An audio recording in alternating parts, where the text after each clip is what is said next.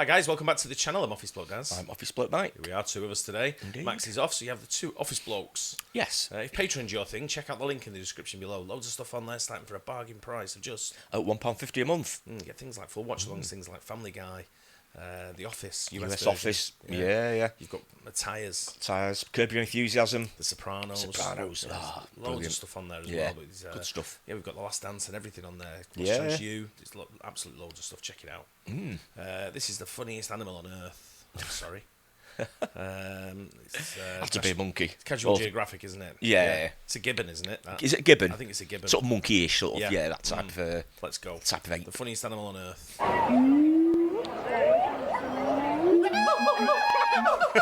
Show me someone who's never seen this with their eyes, and I'll show you a child that got left behind. The school system's failing, and this is proof. Did you know the average kid in America doesn't know about this harmonizing homunculus? Arguably one of the greatest gifts nature ever gave. Yet they remain disrespected and unaccepted. Well, not today, you know. Someone has to stand up for this comic relief, rough draft, auditory onslaught of a primate, and you already know I will. I mean, that's a gibbon. You're probably familiar with the great apes, but in case you're not, they include gorillas, chimps, bonobos, i.e. chimps with a different R rating, and this guy. Oh my god. Together, along with humans, they make up the Great Ape group. Great Ape. The name only an ape could come up with. But along the way, someone got snubbed, and this is actually live footage of it happening. You are freaking Great apes. plus Mark. You know what I'm saying? Which I'm rocking with Mark because Mark is rocking with us. Yeah, gibbons got gatekept from the great ape lunch table. Science says it's because of their relatively smaller size, lower intelligence. Ouch. And real talk, I think they're just too goofy for the other apes to want to be associated. But being tailless means gibbons aren't monkeys either, and instead got classified as lesser apes. That's already flagrantly flippant, but there's about 20 species of lesser apes. They're all gibbons. Apparently, this drunk toddler of an ape was such an affront to the family, folks created an entirely new category to put them in and slapped them with the lesser label. Well, I'm gonna argue this tiger taunting, vocal cord flaunting, terminally trolling, usually barrel rolling primate might just be the prime ape. Now, to be fair, gibbons are that one weird kid in class. They're like the missing link between apes and monkeys, but if evolution went on a side quest. Gibbons break a lot of the rules of being an ape. They have low sexual dimorphism, meaning the males and females are about the same size. They don't build nests to sleep. They put in about as much effort as pigeons. They're monogamous, allegedly.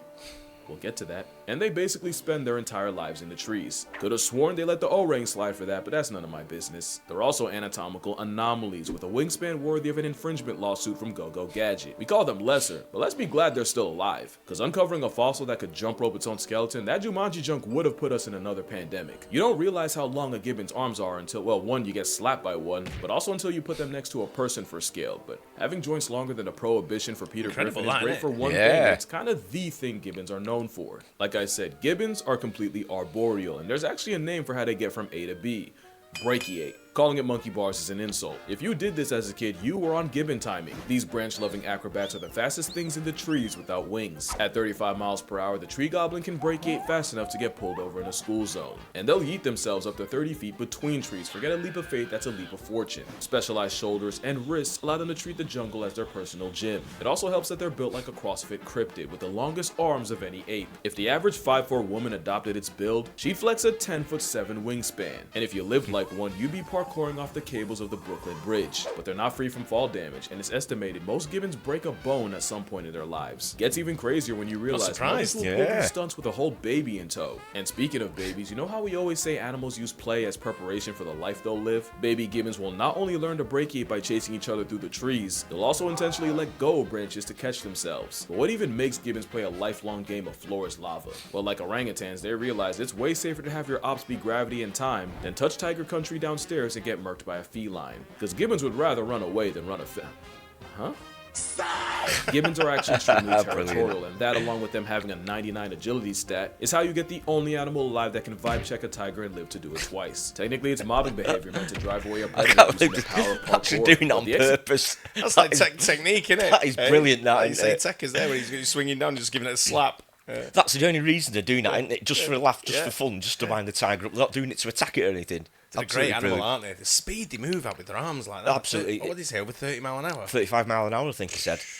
It looks incredible, amazing, isn't doesn't it? it? It's so accurate The as well. agility is absolutely Yeah. incredible. Yeah. Wow. Execution makes them move like Spider-Man minus morale. They're morale-less, but the only miles is how far they can drive a striped delete button crazy. Show me a great ape that can taunt a tiger. Many have tried. Most have died. A whole apex predator and twig ninja just ear-pulled them like a delinquent. They don't play favorites. Gibbons have also been recorded harassing clouded leopards getting too close, although I'm pretty sure that one was trying to sleep and got hit with the long arm of audacity. Because if you think they only use their powers for protection, Gibbons are the most unapologetic trolls in the animal kingdom. We told them they're the great ape's little brother, and now they done made it their personality. No other way to explain this. Porcupines swung are around the better protected tree. against lions than versus a tree-happy instigator. Even a so-called great ape can end up looking pretty stupid around a lesser. Gibbons are an impulsive thought come to life. They don't think it, they just do it.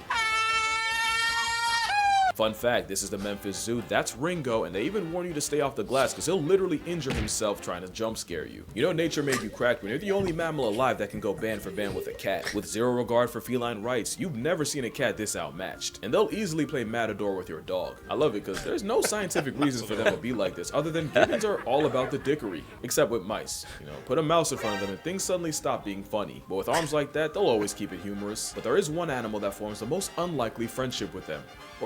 Or maybe not. Because on paper, gibbons and orangutans actually have a lot in common. They live in the same area code, they're both for the trees, and orangutan actually translates to man of the forest. At the same time, some, like the Hulak gibbon, have been affectionately nicknamed the little man of the forest. But their personalities are so opposite, they honestly belong in a buddy comedy. Gibbons are hyper-athletic, flyweight, and the fastest moving animals in the trees. Orangs are the largest, the mascots of stoicism, and yo, I swear they could talk, they just don't want to deal with taxes. Polar opposites, yet time and time again, wild gibbons and orangutans have been caught playing with each other. I like to think the fact that they don't compete for the same foods means they don't really have a reason to have beef, and a lot of zoos will actually assign them together as roommates. Another reason orangutans are chill like that, if gibbons suddenly get accepted into the Great Ape Club, I think you know who pulled the strings for them. And you think orangs would find a sentient sugar rush annoying, and that gibbons might find Bigfoot's understudy intimidating. But not only do they play with each other, they even trust each other with their own children. Orangs have quite the obsession with baby gibbons, and gibbons really be rocking with an infant Cheeto ape.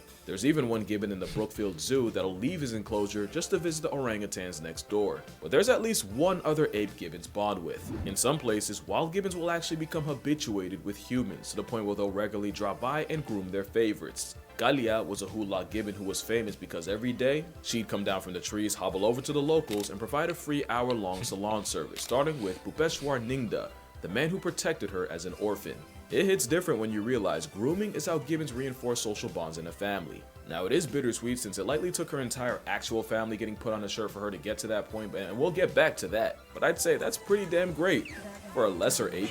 Even dogs aren't immune to a gibbon act of goodwill. And now that you're familiar with them, I think we can go ahead and meet all the types of gibbons, or as many as my attention span will allow. This is a Siamang. They're the heavyweights of the gibbons at a whopping 30 pounds. They're the ones with that throat scrub, or as I like to call it, the chesticle.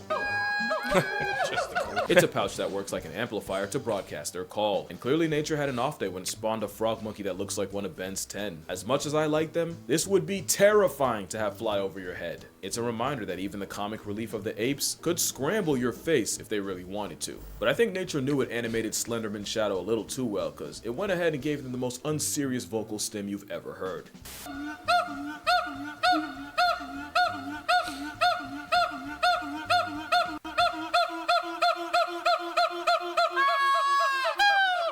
This is a northern white-cheeked gibbon, which definitely, for sure, is not venom, no matter how hard you try to perceive otherwise. And in case you're curious, the babies are all born white. After about a year or two, they turn black. The males stay that way, but the females eventually revert back to their cream colorway, proving the once widely accepted scientific theory wrong.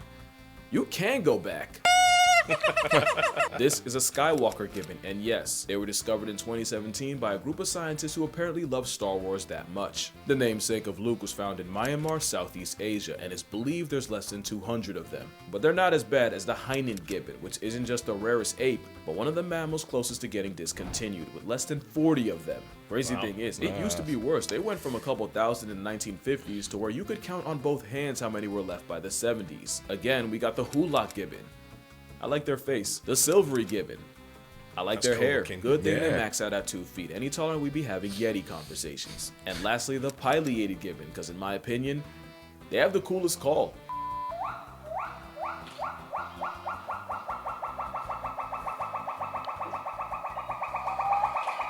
Now at this point you might be wondering, why do gibbons call at all? Well, that's the second thing they're known for. The reason for it, well, you have a lock on your door, some have a gate, but gibbons, nah, they mark territory off straight. It's actually the same reason male lions roar, to tell outsiders that they best keep it that way. Except gibbons will often do it as a duet, and sometimes they'll get the kids involved and make it a family matter. And they'll usually do it in the crotch of dawn, and if you live next to a zoo with gibbons, you've definitely heard it. And remember, they're territorial, so if you hoot back at them, you might just end up going band for band with a broadcasting tree siren. Hey, yeah, post-production cashier, don't do that. Not only will you offend them, it's like showing teeth to a gorilla, but gibbons are capable of doing something about it. In 2011, a gibbon escaped a Malaysian zoo after being taunted and severely mauled a child, and while I will spare you all the details, I will say his mom had to carry pieces of his thigh in a plastic bag. The odds are low, but they're not zero. So yeah, best keep the singing to the gibbons. It's a big deal for them. They spent actual years of their lives perfecting it. It's very much giving albatross marriage dance. In some species, Mama Gibbon will help her daughters practice with their version of singing lessons, where the daughter tries to match her mother's pitch. For male gibbons, they learn by imitating the male figures around them.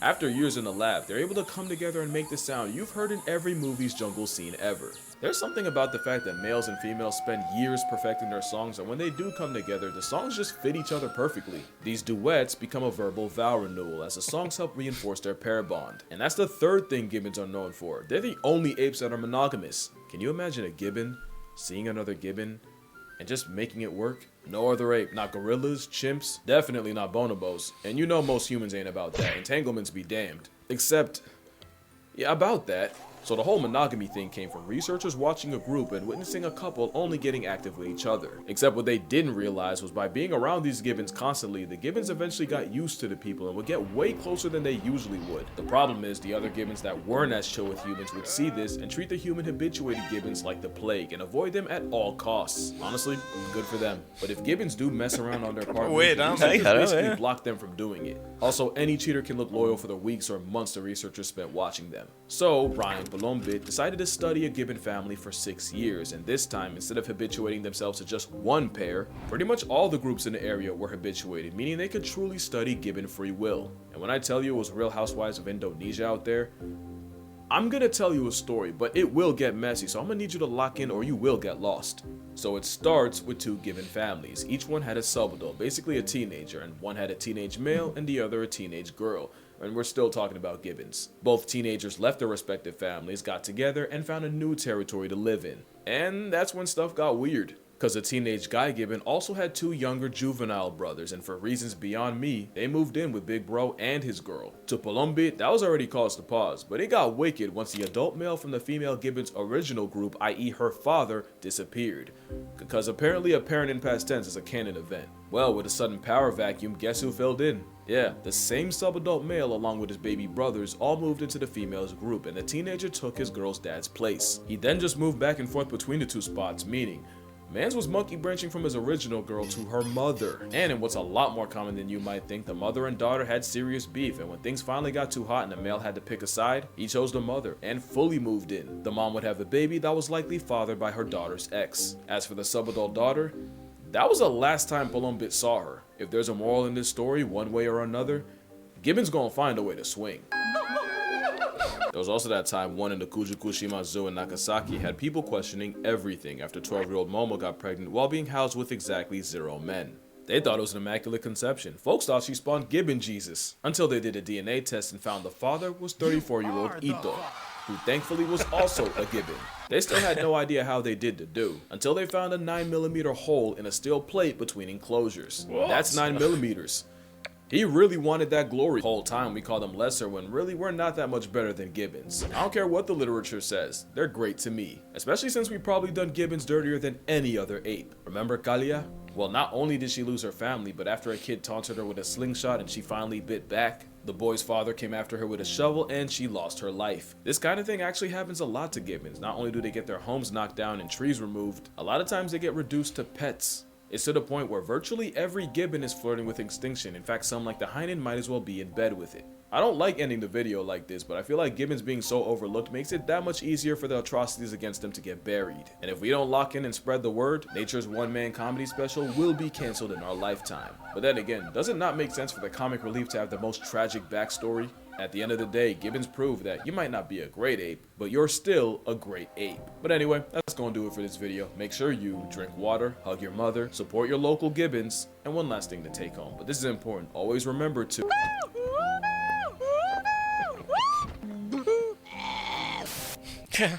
Brilliant. Right. Yeah, what an animal.